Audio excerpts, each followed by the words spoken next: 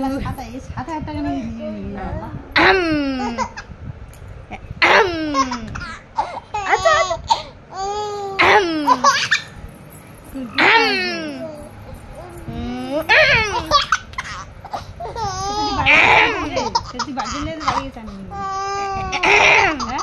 গাড়ি নিয়ে যাবো, হেঁটে যাবো।